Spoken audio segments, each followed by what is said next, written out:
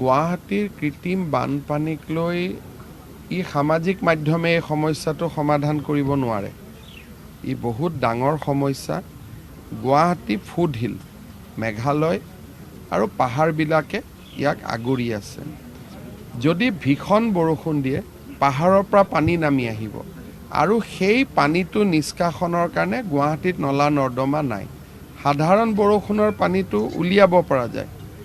যোৱা পৰহি দিনাখন এই বছৰটোত যিমান বৰষুণ হৈছে তাৰ 25% পানী পৰহি একেলগে 2 ঘণ্টাত পৰিছে। ৰিভয় জিলাতো সিমানেই পানী হৈছে। মেঘালয়ৰ পৰা পানীটো নামি আহিছে। USTM ইউনিভাৰ্চিটিয়ে নতুনকৈ মেডিকেল কলেজ কৰিব চেষ্টা চলায়।